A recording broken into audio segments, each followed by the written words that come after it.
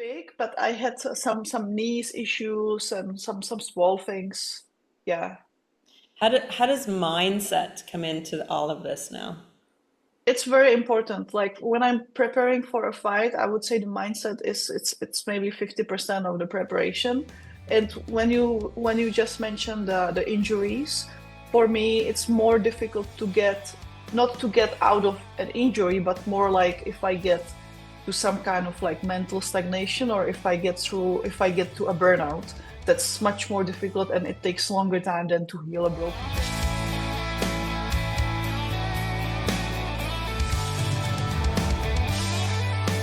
Okay, hi everybody. Welcome to Soulmates and Suitcases. My name is Lisa Brierley, and beside me is my husband, Scott Brierley. We are the co-hosts of Soulmates and Suitcases, and our podcast is a space where we have kind of open, honest conversations about a variety of things, healing, resilience, relationships, mental health, and of course, all those journeys that shape us. And we're going to go on quite a journey today, I believe, with our guest.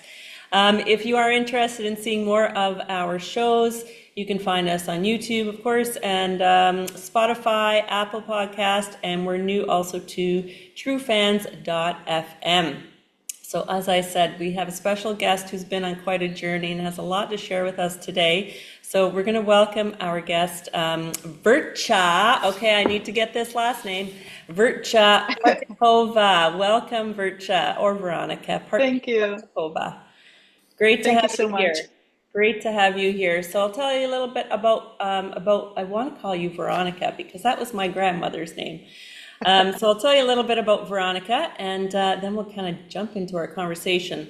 So Veronika Partikova is a professional MMA and Muay Thai fighter, world champion in Kung Fu, martial arts coach, and a sports psychology researcher. Absolutely loves researching. Originally, Veronika is from the Czech Republic, and her martial arts journey began in 1999 and has taken her from karate to Hung Gar Kung Fu, hopefully I got that right, and ultimately into the world of professional mixed martial arts competition. So we're going to deep dive into your story today, Veronika. Welcome. Maybe you can start by telling us a little bit about yourself. Thank you so much for having me. That's so nice to be here. So I've been living the past 4 years in Thailand. I moved here with my dog Taco, a corgi, from Hong Kong, where I spent 8 years. So I originally moved to Hong Kong for 1 year, but it kind of got out of the hands. So the past 14 years or so, I've been in Asia. I moved to Hong Kong to study Kung Fu, and then eventually I got my PhD there in sports psychology. And but basically everything I do in my life is kind of driven by martial arts or like affected by martial arts, all the people I meet. So that's kind of the calling for me. Very good. Very good. Take us back into the beginning, like how you grew up, where you started the passion for martial arts, that sort of stuff. Like what drove you to do this? That's a good question. It's not, I don't really remember that, but my parents said that I was around 3 years old when I was like, I want to do some karate or something. And they were like, no, that's not for girls. You're a girl. So they put me into ballet instead. And it didn't take long. So I think they kicked me out after like a year or so. And so they were like, if you have all A's at school, okay, then we will like you sign you up somewhere for some martial arts. So I had A's for the next like 5 years or so, and then they were like, okay, we will like sign you up for karate because in Czech at that time we didn't have like many options. We have judo, we had karate, but that was kind of it. So I started there, and yeah, I guess I maybe saw some Shaolin movies or Power Rangers or something like that, and that was that was the drive, that was the inspiration. So how old were you when you started your first karate class? 11. Wow. 11. And how quick did you kind of accelerate? Like this was a passion, I'm assuming, right at the time. Yeah, I was that kind of kid that like if you just like told me to do something for an hour straight, I would just do it happily. I was like so happy to be there. And then I would go home and put notes and put all the, because I was 11, so glitters and like, kitty stickers on it, and like, write down how to count in Japanese. And I was like really enthusiastic about that. But it wasn't that I would be fast or anything. I wouldn't say ever that I would be like talented. I was just like persistent. And at that age 11, did you sort of foresee or have this dream in mind for your future? Not really. It wasn't that I would like try to achieve something. It was just that I knew this is something that I want to do, but it didn't have any kind of like shape or anything. Even when I was at university and I was like 20 something, I still had no idea that like it's gonna take me somewhere, or like that it's gonna be my like job in the future, or like be my living. Or so it was never like, oh, I'm aiming to become something, like that. There was nothing such as like a professional athlete at the time or so, so um yeah, it didn't have a shape. It was just some kind of like inner path that I was following. Did you have like growing up when your parents didn't like it's karate is not for girls? Did they have their kind of heels in the ground, kind of going, when is she going to grow out of this, and trying to get you to detour? Or was there a time when they Well, kind of shifted that they accepted that you were you and encouraged Well, you? they were always supportive. They were always supportive, but like, so I think lucky for them, I didn't get into full contact fighting until I was in Thailand. So they never like really saw it live. So when I competed as a kid, it was like light contact, you barely touch with your opponent. So they didn't really like see anything like horrific, So they were always like supportive, but I would say it took them some time, maybe even like 20 years or so, because when I was living in Hong Kong, I was there for Kung Fu. That was my reason. And then I got into PhD. Okay, then I finished the PhD. I was working for university and then later in marketing. But the reason why I was there was still because of Kung Fu. But they wouldn't tell this to like the neighbors or stuff. They were like, oh, she is there working a marketing job, like she's there doing like it was never about martial arts for them. That was not like story good enough to tell. But now kind of I just like teach kung fu, that's now my job. I teach online. So now they're like, yeah, okay, she teaches kung fu and she does some boxing or whatever. How does it work to teach it online? Oh, that's a big question. So when I moved out of Hong Kong, I came here to Thailand. I started training. So I was training twice per day, and I didn't really have time to like start like teaching in person. And I have lots of students in Hong Kong that I left, both like foreigners, but also Chinese people, which is kind of funny to teach Chinese Kung Fu as a foreigner to Chinese people. And so some of them were like, can we just like continue online? And I was like, yes, but I need to make sure that it's not one of those like become a Shaolin master in 2 months online courses. So I had to educate myself a lot, and I had to like get some mentorship and these things. And I developed this like coaching program when I actually so people get their training sessions, they can practice anytime they want, but they also send me their videos.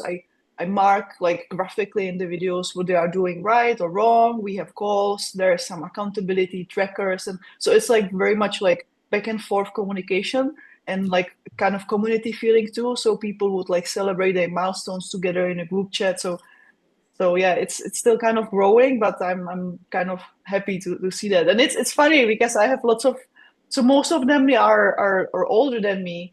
I have lots of like men in their 50s or 60s, and I kind of feel them as my children, let's say. Just funny because they're so much older than me, but I'm like, I'm protecting them, like try to say something wrong in the comments online when I post their videos, like no way. Well, you're cheering them on as well, right? Yeah, Yeah. you're cheering them on. And so I think about, before sort of you got into, doing what you do now and leading up, and you talked about your initial, your parents were like, oh no, like girls don't do that. So did you, while you were inside doing your karate, what what sort of challenges came up as like, were you one of the only girls, for example, and so it was awkward? Did you experience other challenges like, doing karate against other boys? Like what sort of things came up, in that experience when you were younger? Mhm. There was not too many girls, I remember. So we had there are two main disciplines, right? One is kata, which is like you perform the routines, and then the other one is kumite, which is the fighting, like different versions of fighting, light contact, full contact, so on.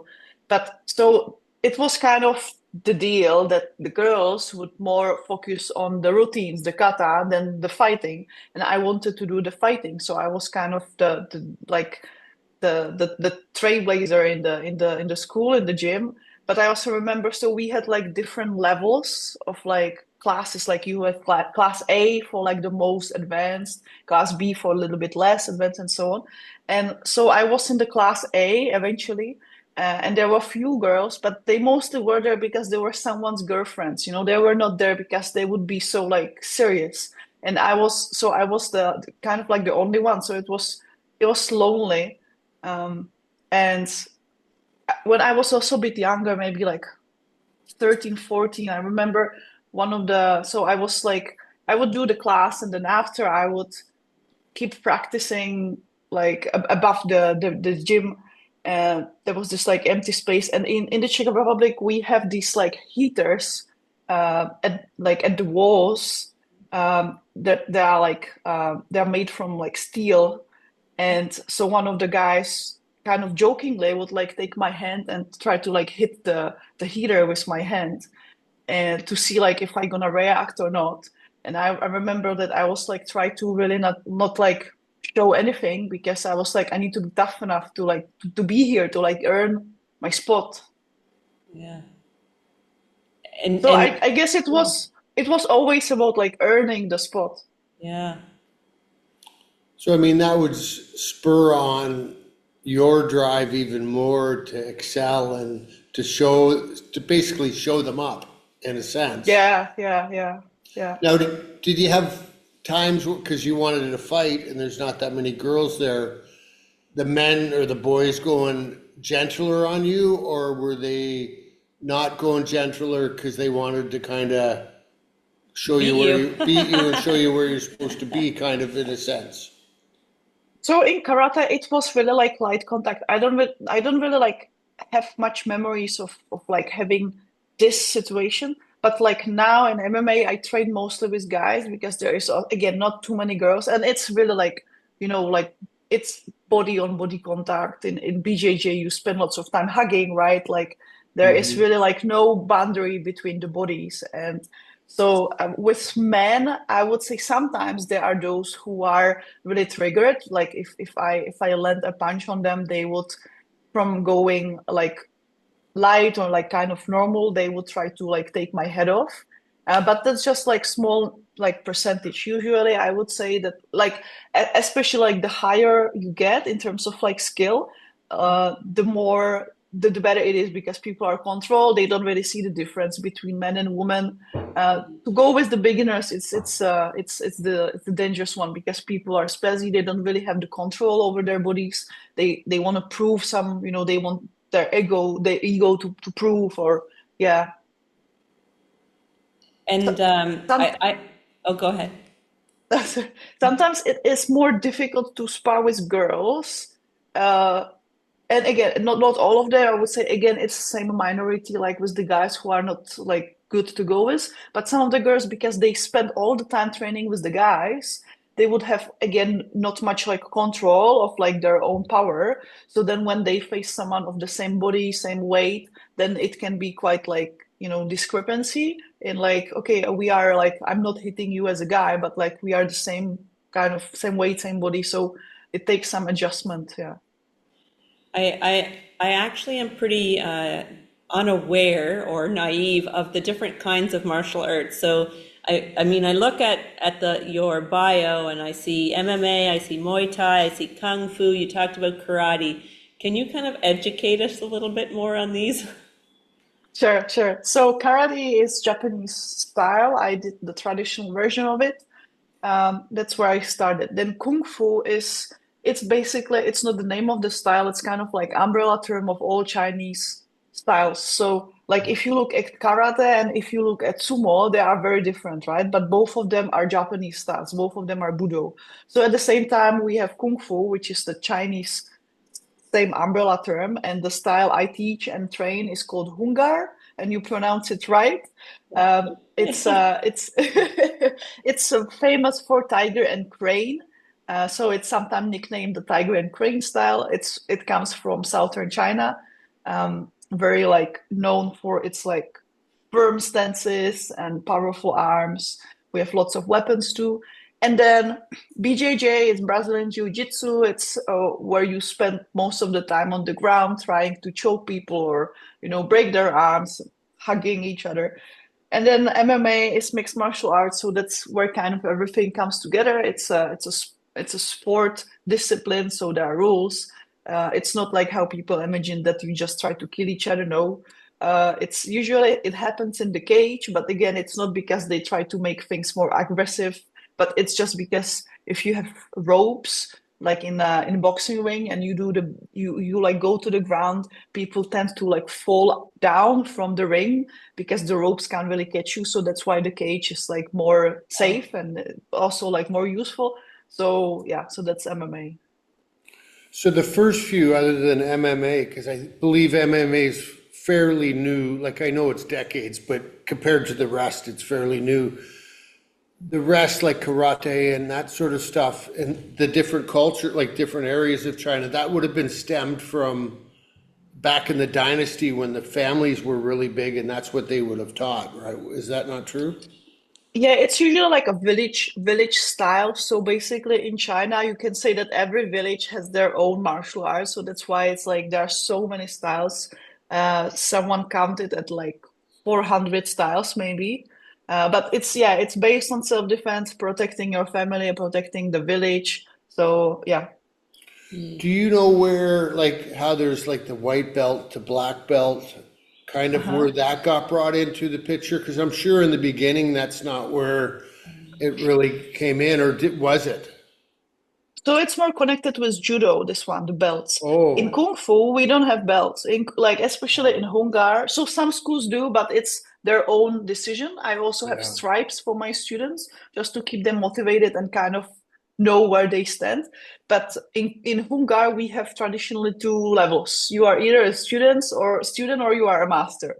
That's it. So you are like not enough, not enough, not enough. Okay, there you are. But so, it can be very frustrating and not really going well with like our type of mindset. So yeah, that's why I put the stripes in. And we have like this traditional shirt or like uniform, like pants and shirt. It looks like silk. It's black and it has this like buttons. And so these buttons are either black for the sifu, for the master, or they are white for the student. So that's it basically, two levels. Ah. That must be pretty hard for the master because in my brain, once you become the master, there's no more learning, but there's always more learning. Yeah, there is always, yeah. One of the things I think of when people are, dedicating a lot of their time to a sport, a physical activity, I think of those times when people have an accident or they break something. So have you discovered that? Has there been hiccups in your sort of career in the martial arts? Oh, totally, yes. Um, yes, and so that's always very hard time. And so you basically just try, or you need to just figure out how to train around these things. You cannot just get out for a year or half a year. And in the gym, I see it often that like people will they will just come and sit and watch or just be on their phone, so they are not really watching. So you're like, why they are here? But the thing is that they would even say, if I stay at home, I would be depressed. I need to like come here and like be here anyway. So so yeah, that's something we don't like. Have you experienced major physical injuries or? Nothing too big, but I had some knees issues and some small things. Yeah. How does mindset come into all of this now? It's very important. Like when I'm preparing for a fight, I would say the mindset is it's maybe 50% of the preparation. And when you just mentioned the injuries, for me it's more difficult to get not to get out of an injury, but more like if I get to some kind of like mental stagnation or if I get to a burnout, that's much more difficult and it takes longer time than to heal a broken bone. Oh, interesting. Very interesting That way to would be look at it. really hard to work through, that you have a fight coming up and all of a sudden you end up in burnout mode and you got to prep for the fight. Like that must be a really hard challenge to work through. Yeah, for me, usually the burnout comes when I am like trying to stay ready, but I'm not getting any fight opportunities, so they are all falling through. So you're like trying to stay high level, but at the same time, you are not getting anything, and you don't know if you're gonna fight in a month or if you're gonna fight in a year. And it's this voice, in your head saying like, "Oh, maybe you are done, maybe that's it." Hope you enjoy it. So it's hard to like stay on track and then I'm always like angry at myself for not healing faster. I'm like, oh, I just took a week off. Like, how come I still don't want to train. So like when I feel like I don't want to train, I know something is wrong because I want to train. Like, yes, I can be lazy. Like I'm lazy every time before every training. I'm like, oh, I would rather stay at home. But if I don't want to train, then it means like something is wrong. So that is the tough times. Is there a better spot in the world to attract MMA fighters, or is it the States? Is it China? Is it Japan? Like, Well, she does it I would online. no, I would no, the MMA fighting, MMA fighting.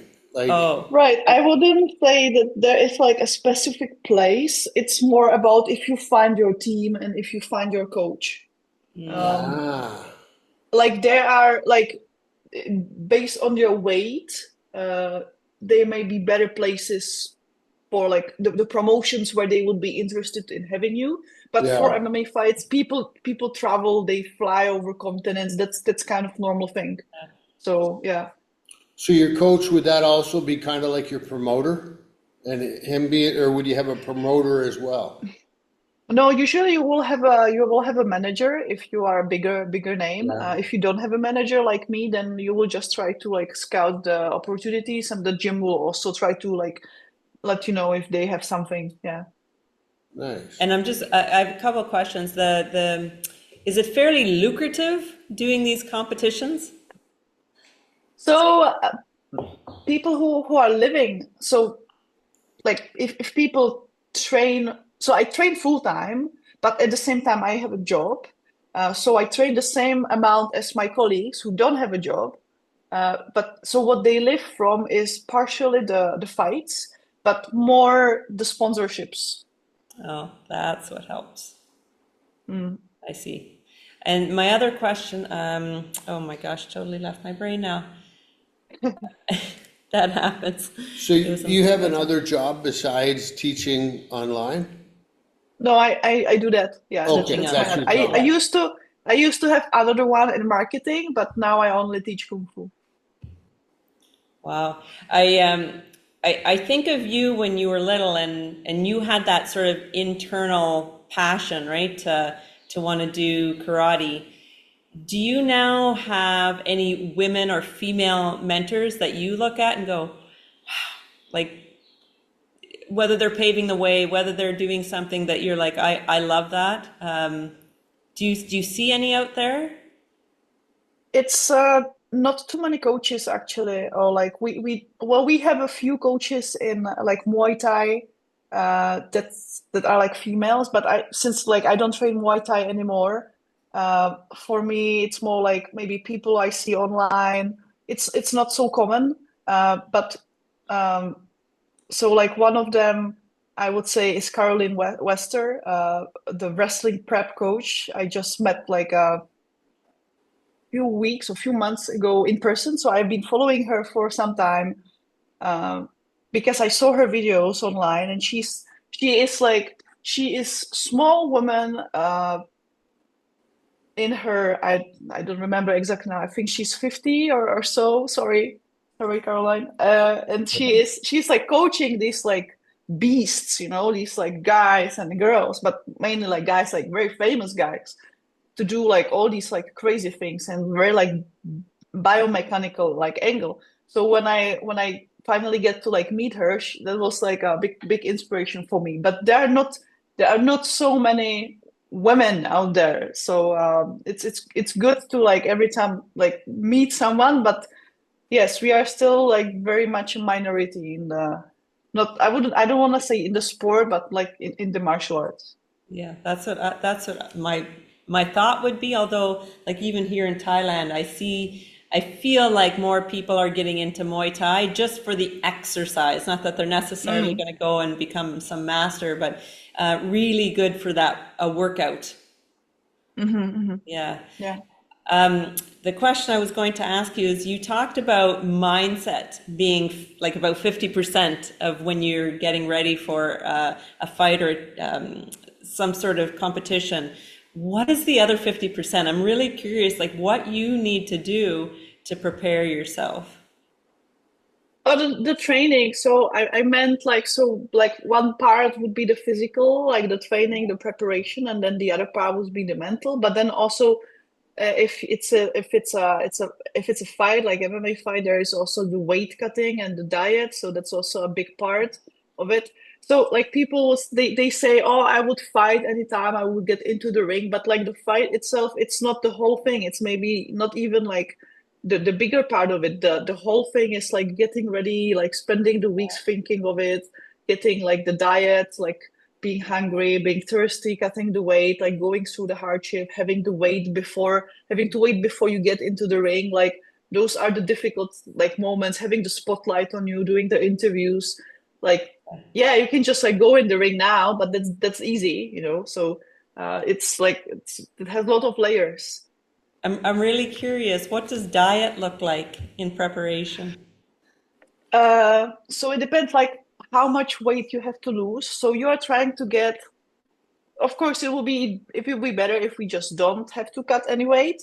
But the thing is, if someone cuts and you don't cut, then you are in big disadvantage. So, for example, if I am walking at 70 kg, then I would cut 4 kg to 66, or I would cut 9 kg to 61. So basically, you're trying to get to the lowest one you can, not more than like 10% of your body weight around. Um, and so you would spend weeks on a diet where you're trying to eat clean, slowly reducing the calories, but still like training heavy. And then the last week you would reduce the salt, the carbs, so you are losing water. You do also water loading when you drink a lot of water and going to pee often. So you get rid of more water, like kind of like flush out everything, because for every like 1 gram of carbs, you would hold 2 grams of water. So like the less of that you eat at the time, you like lose more water.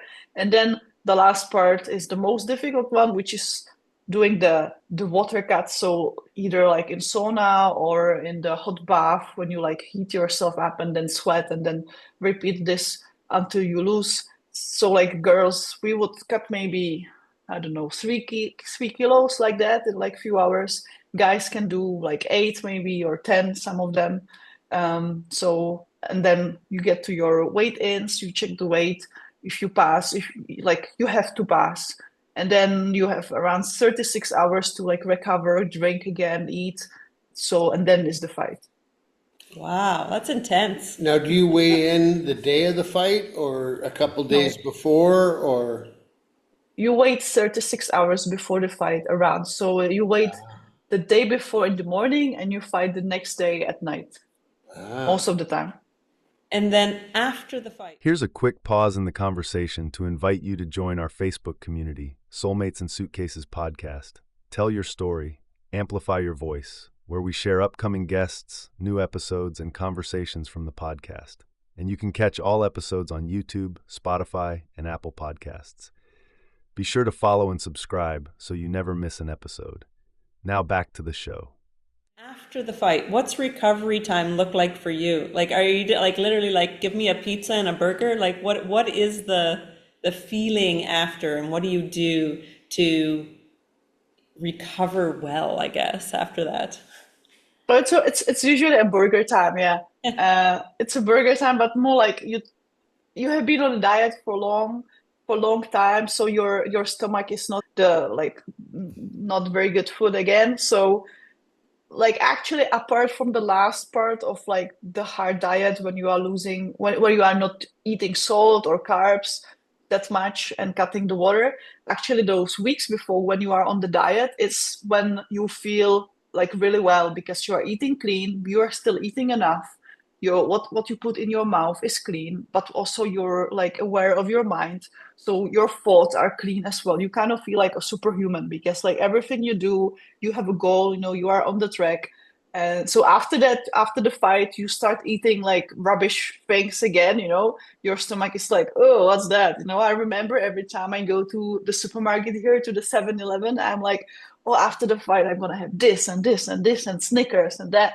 And then after the fight, I go there, I'm like, I don't want it. I don't want it anymore, you know, and there's like, and I buy Snickers and it feels so sugary. I'm like, oh, it's so sweet. I don't like it. But then after a few days, you kind of adjust and you are like back to like eating Snickers and you know pizza and stuff. But like we try not to eat only the wrong things, you know, after the fight, so we can give your body some nutrition to recover again. Yep. So what part of, I don't know if you've done any self-development, but what part of self-development helps you the most as a fighter? Like, is it mindset? Is it inspiration? Is it looking up to the leaders and your coaches that, oh, I can do this? Or, I do a lot of things, like a lot, and every time for every fight, it is different. So I guess it depends where I am in my life, what's happening around me. So that kind of affects what I need. So every time it's different. I do like I do visualization, I do meditation, I have a go board. But I guess what helps me a lot is gratitude and like trying to like be grateful for what I have, what I'm doing, that I'm able to train, trying to be grateful for the hard training, trying to be grateful for like the presence, what I have now, try to like uh, think more of the fight as like the action as the process, like something that I love to do instead of like the results, to try to be grounded more in the presence than like in the future. That helps me. Amazing. Those are great things. now, another question, did you kind of get taught that train of thought, or did you just kind of come across it because you know it's the best thing, or have you done research in it, or? Like So like I have a like the goal board. PhD in a sports psychology. So lots of the things I have from there, lots of Ah, the things I have from other people, because you would be surprised, but all these like tough guys and girls, you know, like fighting UFC and so on, the higher you go, the more often they would talk about meditation and gratitude and like journaling and these things. So that's a normal thing. Like actually me going home, let's say for a break, talking about journaling, people would like give me a side eye and kind of like it's kind of weird thing, you know. But like here, it's normal thing. Like you can see even people like in the cafe just like you know writing things down, and that's like it's a normal thing. So you kind of exchange like what works for who, or like you get to like read these things more as you are searching what helps you as well. Lots of like experimenting what helps you, and I also have a therapist, so that helps me as well. That's where I get some of the techniques also. Yeah, so it's a mix of everything. Yeah. Do you also have a physical therapist as well that keeps contact with you, being that you're doing like that's your priority is physical work? Sometimes when something is wrong, when I feel the pain, Okay. then then Yeah. yes. Yeah, for sure. Do you find now that you are kind of having a positive impact on girls? Like, have you seen or heard of sort of feedback from other girls, someone younger than you, looking up to you as a mentor? I don't know. I would say I never really like differentiate between like women and men too much. Like I never had the idea like I want to be a role model for women.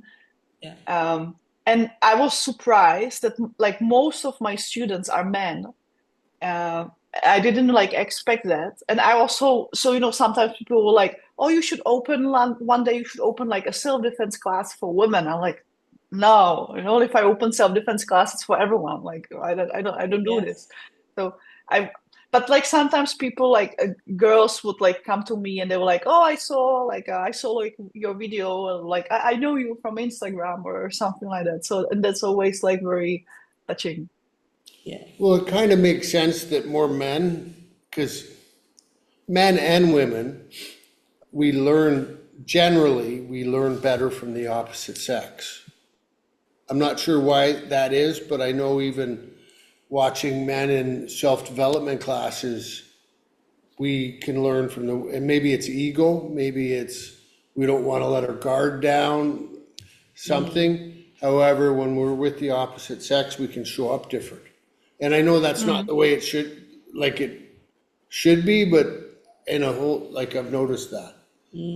Yeah, I think like in martial arts, it's not necessarily that case because you want, especially like for the men, they want someone, that would, be stronger than them, like so like I post a lot and every week I have some like comments that are like offending or even like dreadful.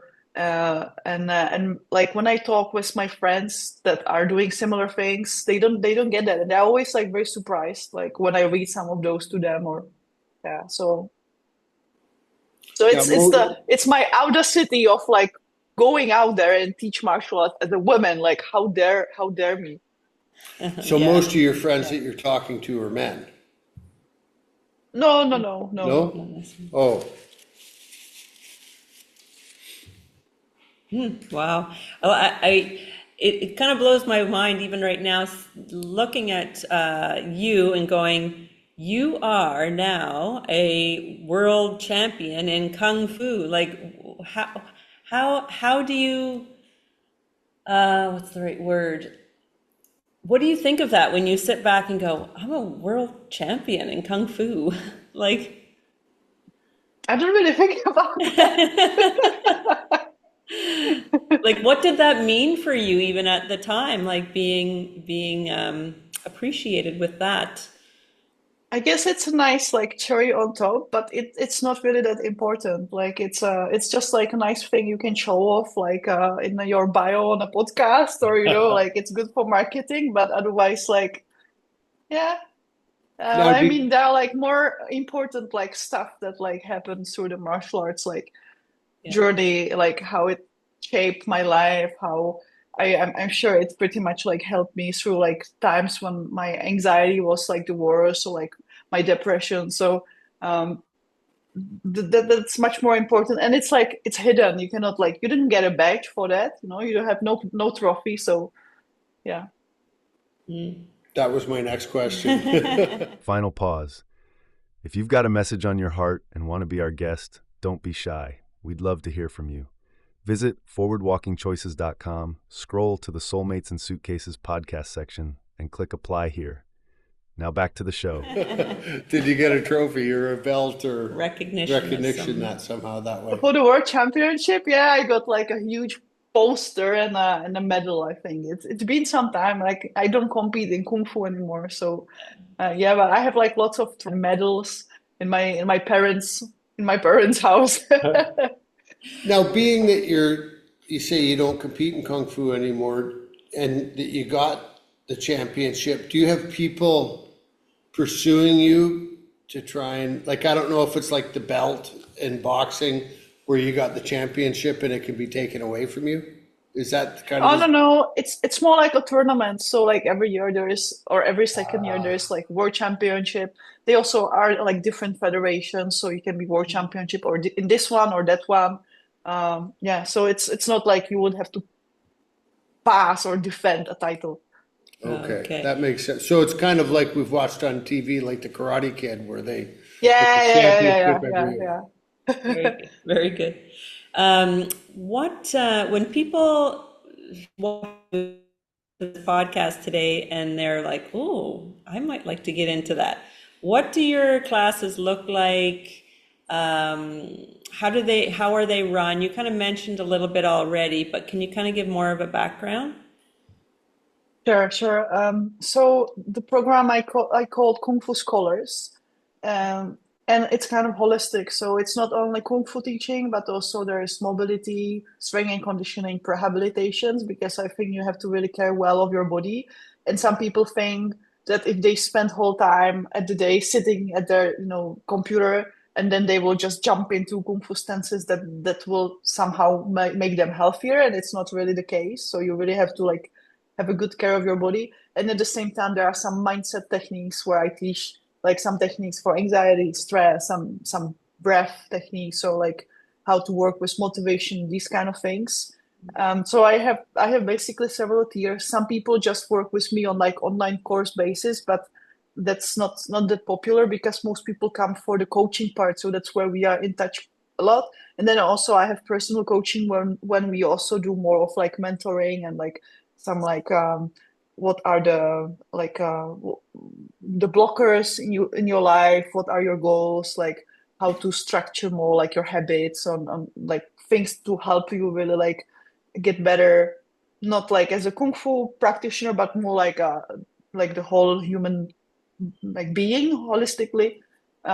Yeah, so I have a 1 week trial, and then after that, like you can join or not. It's fine. Like it's not for everyone for sure. So people can just reach me on Instagram or on my website. There's WhatsApp or Facebook. Yeah. That's the thing I was going to ask you. What if someone is not sure if this is going to suit them, but you said you have a 1 week trial? Now, Yeah. somebody could come to you from ground zero and never done anything and learn online and stuff, because that still kind of baffles me. Because Yeah. I had a trauma therapist years ago, and the only place I seen her was online, and all of a sudden she'd be like, "Scott, can you breathe?" Yeah, she could actually She really could actually see I tell. was breathing, and I'm like, Yeah. I can't tell if it's bizarre, but Yeah. Yeah. Yeah.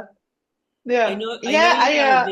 you have a video on your website that shows kind of what it looks like and how you Mhm, connect mhm, with mhm. people. Yeah.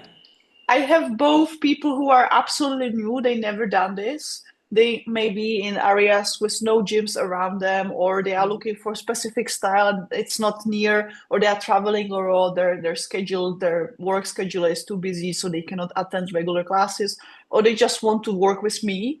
And then I have people who are very experienced. So the first thing I ask people like, what is your background? And for example, I have this guy, he wrote like, oh, some boxing, some BJJ. And turned out he's like ex-soldier. He's like ex-military, been like boxing in Cuba and doing BJJ in Brazil and like 20 years of like training. And I have several of these and they would come to me to like learn Kung Fu. So I'm like, whoa, that's awesome. so, That's so I so have both. I have people who have never ever like tried and they have no idea what it is. And then people who have very good idea what it is. wow. I And could yeah. just sense from your energy that it's like this is your complete passion. Like, Yeah, yeah, yeah. And any age can come to you or Yes, yes, yes. Any age. The oldest I have right now is 76, I think. wow. Yeah. wow, that's amazing. And you're in Thailand. So just because our podcast of course is quite worldwide, and so just for people wanting to connect with you, do you connect with people around the world as well? Yeah, yeah, yeah. I have people from, I think I counted it as 15 countries right now. Oh, nice. Oh my Yeah, yeah. goodness. Oh my So I, goodness. I have like US, Canada, Australia, but then I have like Slovenia, I have Poland, Austria, Ireland. Yeah. Absolutely incredible. And so, what was I just thinking? Oh, so what do you kind of foresee for your own future? Or you're too happy in the present right now? Oh, I'm just getting out of a burnout actually because this year was very difficult for me. I had to like do some changes in my personal life and then I had some fight opportunities, but they all fell through. So far, so it's June. I didn't have any fights since November, so that's been tough. So I just side quested last weekend doing a BJJ competition just to like, feel something again. So I'm trying like now I'm working on being happy again. That's my main mission. But I hope that I can get some more fights in the future and like keep fighting. I'm 37, so that's not really the typical age of a fighter. But so like in BJJ you have age groups. So I would go to Master 2, which means 35 plus, but I still like stop board. I still like apply to like 18 plus the adults. I'm like, yes. And then when I like compete with the young guns, I'm like, ha ha ha. So yeah. That's Well, awesome. Because in sometimes MMA, no one asks you like how old you are. You're like my last opponent was like 19 or so. So I Oh, cannot wow. give this advantage to myself in BJJ. yeah, experience sometimes overweighs being youthful. Yes. Oh, totally. Is there someone you would ultimately love to fight? No, not really. I don't. Yeah, not really. I just want to be there and fight and like you know feel the energy and enjoy it. That's so like my ultimate goal is not really like I don't have like a specific promotion in mind that I would have a contract with, but I would like to have a contract with some promotion that would give me regular fights, so I don't have to like wait year again for the next one, and so I can just fight and be happy. That's the goal. Yes. And there's so much just in the prep for a fight. Like you said, that's the major part of it, right? That's what life is, Yeah. not the fight itself. Yeah, I would love to. I'm very good at overthinking. I'm very good at stressing, that's my main like superpowers. So I would love to kind of approach my MMA fights with more like lightness. So like my BJJ, for example, right now I had my preparation for that. I had like a stomach flu a week before, so I couldn't train for the entire week, and I was really like not feeling well, and then I went there and I competed. So because I was like, oh, let's go and have fun. That may be a bit too extreme, but like I would like my MMA fights to shift a little bit more like this way, so I don't just like stress so much. Yes. I think of who was it? Michael Phelps. He was a visualizer in regards to seeing himself finish the race or finish the competition in such a way, and he visualized that. Do you do that as well? I I'm more like manifest things, and I try to like ground myself more in the gratitude, like I said, and I also like to remind myself that people don't really care whatever you do. Like they don't care about the outcome. They may care for one day and then they will forget. So like you don't need to stress for what other people think. That helps me. That helps me tons. Yeah, I love to that. go there and be like, no one cares. Just like go and have fun. Because when you have fun, you are more like in the flow and you risk more and you can be more technical, right? I love that. And I know something that I picked up a few years ago is that experiences aren't bad or good. They're just experiences that we can learn something from. And that's it. And so that's amazing. So this has been a very amazing conversation, enlightening conversation, because I really don't know a lot about martial arts. We've gone to see a few Muay Thai fights. That's about it. And Uh-huh. it's quite the ceremony, we'll say, in regards to what happens Yeah, in Muay yeah. Thai. But we appreciate your time and sharing your story. And where again can our audience find you, Veronika? Thank you so much. So my website is called Kung Fu Academic. My program is called Kung Fu Scholars. So on Instagram, I'm at Verca under, Yeah. how is that called? I don't know. Kung Fu Underscore? Academic. Underscore, that's it. On Facebook, I'm same, Kung Fu Academic. If you just search Kung Fu Academic, Kung Fu Scholars should bring you to me. I also have a YouTube channel. Yep. And Verca is Verca. Yes. Correct. Well, thank you very much. And we get to say thank you from Thailand. So we'll Thank you so say much for having Kapun me. ka. Kapun ka. Thank you so much. We appreciate Thank your you. time. This has Take been care. amazing. All Take the care. best. Thank Bye. you so much. Bye-bye. Thank you.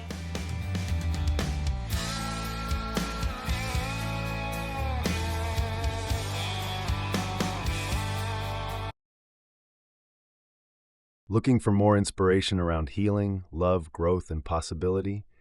You can explore our books at payhip.com/Lisa Scott Brearley Authors. And if today's episode meant something to you, we'd love for you to follow the podcast, share it with someone you care about, or join our Soulmates and Suitcases community online. Thanks for being here, and we'll see you next time.